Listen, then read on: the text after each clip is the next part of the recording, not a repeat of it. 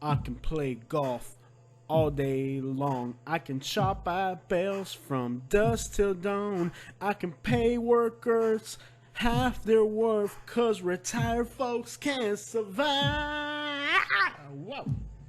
In Florida. What's up, everybody? This is Jose from Florida Hood Blogs. Today we're going to look at the top 10 most affordable places to retire in Florida. Let me tell you guys a story. I had a good friend from New York City. He never called me by my name. He just flicked me off in a Subaru and he drove off. Never saw him again. Alright guys, so the criteria here is affordability. And affordability is going to be under $300,000. So places like Golden Gate Estates are not on this list. Punta Gorda is not on this list. A lot of the other lists have Punta Gorda. I was just looking at the real estate there and there seems to be nothing affordable. So let's get into this, guys. Also, Port St. Lucie. I know you guys have been telling me constantly, why haven't I included Port St. Lucie on these lists? The Florida Panhandle says the same thing. You keep forgetting about us. I haven't forgot about Port St. Lucie. I have not forgot about the Florida Panhandle on my list. You just don't qualify. Madison, Florida almost made the top 10 worst towns in Florida, and Fort Walton Beach almost made the retirement list, but it's too expensive. Other places just got hit by a horrible hurricane. They're still recovering. So, Mexico Beach, amazing place. They're still recovering from a lot of the damage. They're doing a great job. So in the future, there'll be other lists and you'll get a chance to get your second of fame on my channel. No reason to get upset. Also, every one of these links that we're going to look at on the channel, so on the video description below, you can actually click the video description and there's 10 links to the realtor website so you can see where I'm getting my information from. So there's 10 houses for you guys to look at, all in different cities. I have no realtor affiliation. I'm just doing that so you guys can get an idea of what's out there. Okay, the first city we're going to look at is Port St. Lucie. Finally, you make it onto one of my lists, Port St. Lucie. The reason Port St. Lucie hadn't been on my other list, it is low traffic, it is low crime, and it's a master planned community, so everything as far as driving around makes sense. The problem is they don't have a historic district. Within the city limits, they don't have any beaches. You have to kind of drive around to get to the beaches. So as a town itself, it's affordable. You can get a 3-bedroom, 2-bath, brand new house for under $230,000. And like I said, all the links are in the video description, so you can actually see what you get that house right there for that price. That's a good price, and you're close to West Palm Beach and Palm Beach Gardens. So if you like shopping, I think it's about an hour or so drive, something like that, and you can be in Southeast Florida. So definitely Port St. Lucie is an affordable place. Talking about affordability, Sebring, Florida, for $220,000, you can get a 3-bedroom, 2-bath house on a really decent sized lot. Sebring is very affordable. It has some really rough sections within the city. However, on the west side of the city, far away from the rougher parts, there's some golf course communities and there's some residential streets that is all brand new houses. So there's nice areas and there's bad areas. There are no beaches anywhere near Sebring. It's in the center of the state. You have Lake Jackson, so if you like freshwater, you have that, but there are no beaches. If you are looking for bang for your buck in a place that's just really for elderly people, Sebring is definitely the place. It doesn't have all the fancy stuff. The people there are normal working class people. It's not a fancy place, but you have marshals, you have hospitals, you have every other thing you need for your retirement there. It is very affordable. The housing situation is very affordable. In fact, there's mobile home parks, so you can buy a mobile home for as low as $25,000, and you don't have a lot rent fee. You actually own the land underneath you, so it's very affordable. And like I said, for $220,000, you can get a spectacular house in Sebring, Florida. This would not work for young people. There's no income to be made there. There's not a lot of work. This is a retirement list. So keep that in mind with this list, guys. This is a retirement list.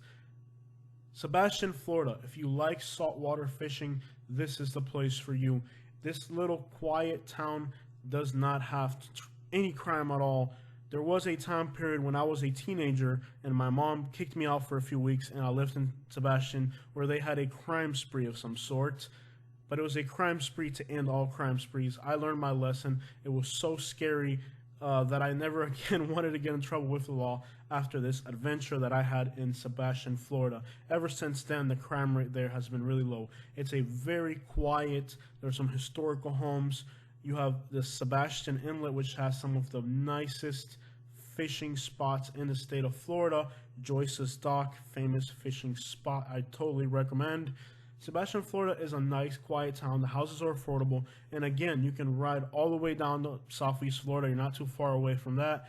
You're not too far away from Vero Beach. So while there's not a lot of stuff going on in Sebastian, you can get on 95 and actually get places and do stuff.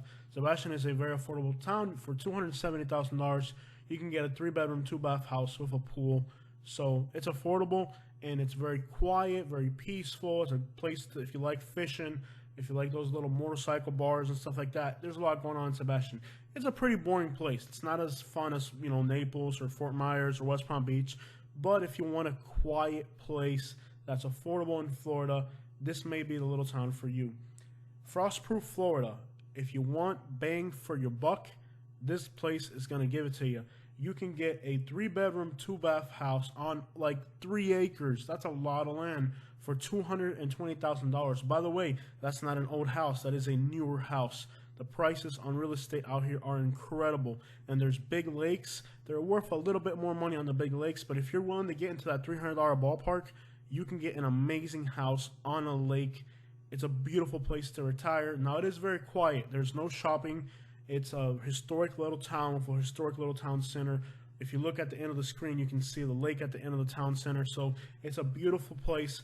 Good bass fishing, good hunting, but there's not a lot to do. However, you are close enough to the Orlando and the Tampa area. So if you don't mind driving a little bit, you can get up to the Orlando area. You can get up to Tampa area. But Frostproof is a very small, quiet little town. There's nothing to do there. This is probably for somebody who grew up in the Midwest and they want to be in that little small town but still be in Florida and out of the snow. If you like going to different restaurants every night and playing golf and all that fancy stuff, this is not for you. This is for that person who wants that small town feel in Florida and they want to get bang for their buck and they don't really care about restaurants. They'd rather have a nice house on a lake. Frostproof is a place for you. Small town feel, very interesting little town, not too far from Orlando. Yulee, Florida is just north of Jacksonville, Florida, and it's very close to the Georgia line. It's also very close to the Atlantic Ocean. If you want to be near Jacksonville, but you don't want to be in Jacksonville, Yulee might be the place for you. For $230,000, you can get a 3-bedroom, 2-bath, 2-story house with 2,000 square foot. That's a newer house, nice newer house. The prices for houses there are really affordable. And because it's kind of like a suburb, just about everything is new. There's not a lot to do, but there's just enough. You can get on all the way to the Atlantic Ocean. It's not that far away, and there's some beautiful, charming beach towns north of Jacksonville. You can go to St. Mary's, Georgia, which is a charming, beautiful little town. This area of Florida gets nice and cold. It doesn't snow there, but it gets really nice and cold. It's a beautiful little area, and access to Jacksonville on 95 is pretty clear because 95 goes into Georgia. In Georgia, there's laws that don't let people who work in Georgia come to Florida, something like that. So traffic on 95 is not that bad. So if you're driving into Jacksonville, it's a clear shot. So definitely, Yulee, Florida, I would definitely recommend checking this little town out. It's a very country area. The Georgia area in southeast Georgia, right across the river, is absolutely country. If you like barbecue places, old little historic towns, stuff like that, this one is one you want to check out, and you're still in the suburbs. So moving on to Bokeelia, Florida. On Pine Island, Florida, which is just outside of Cape Coral, Pine Island is full of nurseries. A lot of that land is zoned agriculturally. So if you're like dragon fruit, mango trees, soursop, coconuts, all the tropical fruits, this is where you want to be. Let's say you want to live in Homestead, Florida, or in Golden Gate Estates, but you just can't afford it. Bokeelia is zoned agricultural to the south, and you have a nice little town center. There's not too many restaurants. There's a fish house, which is really nice. There's a fishing pier, which is amazing. It's a really small, little, charming little town, and some agricultural land to the south. You can run down to St. James City or to the Island Center, and I think there's even a Publix there. So it's a very quiet place. If you really like the tropical plants, you want to have that tropical garden, but you can't afford to live in Homestead, this is the place for you. The fishing is amazing. There are no actual beaches because Captiva and Sanibel kind of wrap around the Gulf of Mexico, so it's kind of like in the backwaters, and it's zoned agriculture. That makes it very affordable, and there are some big nice houses on the island, so it's a great substitution for somebody wanting that tropical island feel. Actually, it is an island, but it's not that expensive. And if you really want to do stuff, Matlacha, another small island, has a lot of shops and restaurants, and you can also run into Cape Coral. So there's only one way in and out through Cape Coral, so you can get into Cape Coral and do some really fun stuff there. So that might be for you. Now, if you want to be near Sarasota, Sarasota is very expensive. There's not too many affordable options near Sarasota. Northport, Florida might be the place for you. You're halfway between Punta Gorda and Sarasota. So there's nothing really going on in Northport. It's a very quiet residential area. There aren't even that many golf course communities. You can go a little bit to the west into Venice, and there are some newer golf course communities that are somewhat affordable. But in Northport, you can get a nice newer concrete block house, 3-bedroom, 2-bath, for about $215,000. That's exceptional for the area considering you're close to Sarasota, and it's very quiet and tranquil. Most of the lots are not developed. If they were to develop, then the whole area would change, but for the most part, you can get some really nice, quiet. Most of the lots around your house are going to be empty, and it's awesome. If you want that really quiet, tranquil feel, you want to get away from the city, but if you want to take a 45-minute drive and be in town, then Northport, Florida may be for you. A lot of people on my channel moved there or are thinking about moving there from Miami. They want to get away from the big city. They want to be out in the woods and not have to worry about crime. Lehigh Acres is a little bit more affordable, but there's a huge crime concern. Northport doesn't have the crime concern. It's very quiet, very nice little place. Houses are affordable. If you're looking for affordable retirement, consider Northport. Spring Hill, Florida, for $220,000, you can get a large 3-bedroom, 2-bath house in a community. And there's also affordable options. There's houses from the 70s and 80s and 90s. So if you're really tight on a budget, you can go even cheaper than that. Spring Hill has a lot of options, and you get a lot of bang for your buck in Spring Hill. Most of the city is residential. A lot of people from New York, New Jersey, and Connecticut have found a new home in Spring Hill, Florida. You don't have beaches, but you can drive on down to Clearwater, Florida, and you got some beaches there. Spring Hill has a little bit of a crime element, and it does have a drug problem in the area. It's not as safe and low crime as some of the other places on this list, but the housing is affordable, and it seems like a good investment since the area keeps growing. There's so many people from New York, Connecticut. I'm sure they're going to tell their friends, and the area is going to continue to grow. So Spring Hill seems like a good bet. Lots of good affordable housing. There's not a lot to do. There's some restaurants. A lot of the restaurants are also New Yorkers who own the restaurants. There's a lot of New York themed restaurants and stuff like that.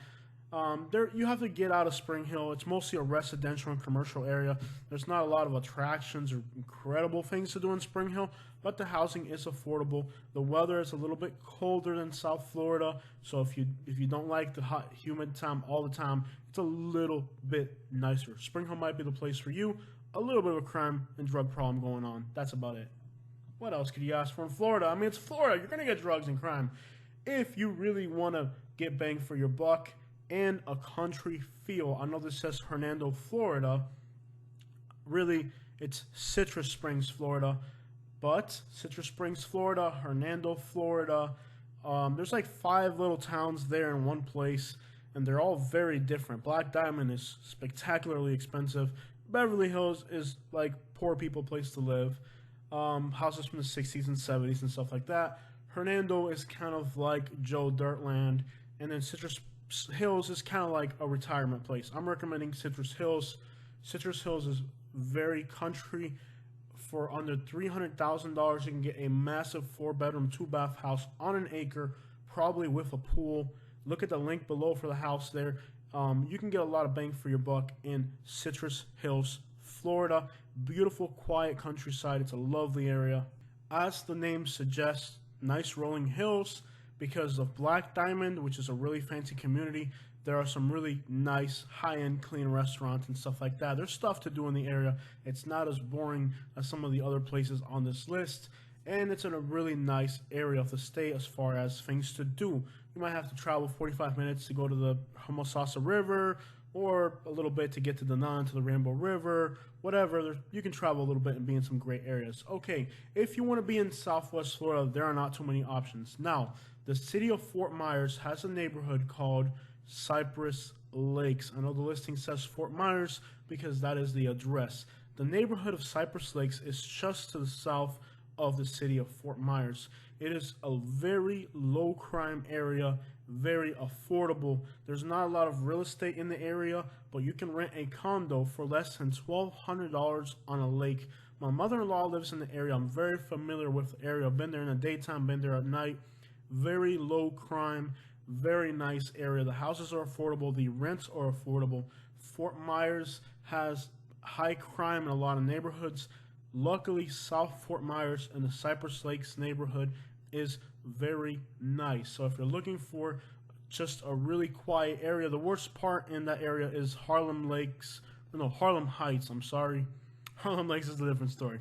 Harlem Heights is the most crime-ridden area, supposedly. I drove through there. It ain't that bad, okay? It's a really, actually, even the people in the video commented, wow, really nice houses. Houses are painted. Neighborhoods look nice. So it's a really nice area of Fort Myers. My wife went to Cypress Lake School, and the schools are amazing. And I don't like to talk too much good about schools, but I can tell you the schools there, good schools. Awesome area, Cypress Lakes of Fort Myers. Check it out. So there you go. We just went through 10 affordable options in Florida. Golden Gate Estates, a lot of people are asking me if it's affordable. There are not any affordable options in the Golden Gate Estates. They're actually building houses, and you have to clear a lot. You have to bring in fill. You have to put a culvert, driveway, and a bunch of other regulations for this county. And they're not building little houses. They're building big houses. So you can't even get in for less than like $320,000 right now. That's Golden Gate Estates. Also, I'm going to tell you guys a story about Golden Gate Estates from way back in the day. I'm very familiar with the Golden Gate Estates. Golden Gate Estates is a very hateful place. For some reason, the people there are just very hateful. One of the few options there is to get into the Golden Gate Estates affordably is through a program called Habitat for Humanity.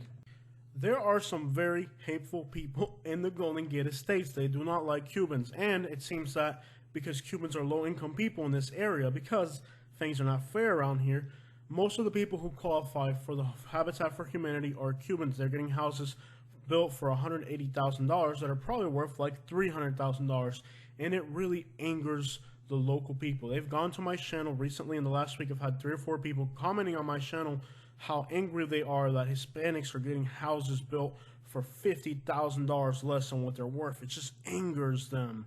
And there's a Facebook group called Golden Gate Estates Neighbors, and you can see how hateful these people are by going to this group on Facebook. Not that you should, but if you want to see some hateful people, check it out. Let me tell you guys a story about Golden Gate Estates from way back in the day, just to show you guys how far the hate goes in this little community of Naples, Florida.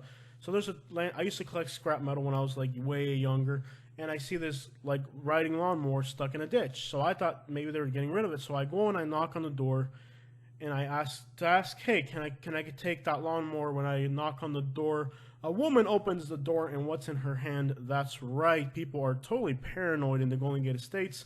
So she came out to the door with her piece in her hand, and she pointed it at me and said, if I stole her lawnmower, now I know who it was. And she was like pointing it at me, and I was terrified. So I said, hey, can I help you maybe pull it back into your yard so that nobody steals it? All of a sudden, her demeanor changed. She apologized. I'm so sorry I pulled a gun on you, and you were just trying to help me.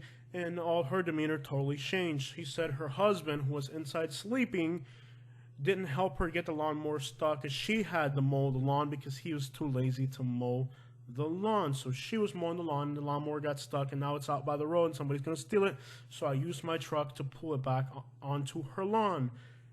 She was angry at her husband. She was happy at me, but I am a married man, and my dad was with me, so nothing went down. But here's what this woman did. She took me to the back where her husband, who was inside sleeping, kept all his tools, and it just happened to be a clubhouse for a white hooded society that gathers in Southwest Florida, and this was their spot. She gave me his fishing pole, she gave me some of his tools, and she said, don't worry, all his friends are a bunch of drunks. He's probably going to think that one of his buddies stole this stuff from him. She still had a gun, so I took the stuff and got out of there while I was still alive. It was so surreal. So we walk in there, and there's flags and stuff all over the place. She looks at me, and I'm like, yeah, I'm from Kentucky. I was born in Cuba. I lived in Kentucky. So I'm like, yeah, I'm from Kentucky, so I can totally relate to this stuff.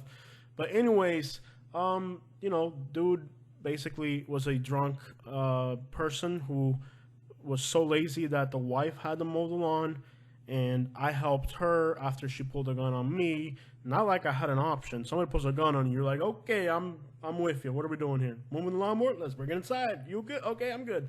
But anyways, that's just my story, and I got to be inside the lair of the dragon. And yeah, that society actually exists down here. This is many years ago. Very hateful place. And there's a lot of sentiment against Hispanics. And I think it's just because Hispanics are living good out there and people are hateful. Another thing that's happening to my channel, people from Lehigh. It's almost like my channel has become a dumping ground for these types of aimed comments. People from Lehigh Acres, Americans. Again, my wife is from Michigan. I'm not hating on anybody. I'm just saying people from Lehigh Acres come to my channel and talk about how horrible the Latino community is in Lehigh. And I asked them, if you're an American, why do you live in Lehigh in the Latino community? Because you're poor. Why are you poor? Because you have not excelled economically. If you had excelled economically, you would be here in North Naples, where I live, where I don't have to worry about poor people and crime and loud music next door. So I just think it's a lot of hate that if you're living in a community that has high crime and neighbors that are bad and you're an American-born citizen, that's your own fault. These people live there because they came from Cuba like I did, or they came from Haiti, or they're illegal and that's all they can afford. If you are an American and you're living in an immigrant community because you are so lacking economically, because you have been a failure at saving money, then you should not be mad at your Latino neighbors for playing reggaeton music at 2 in the morning. You should be mad at yourself that you have to live in that place because you're an American-born citizen. You know the language. There's no excuse for you to have to live there. Bye.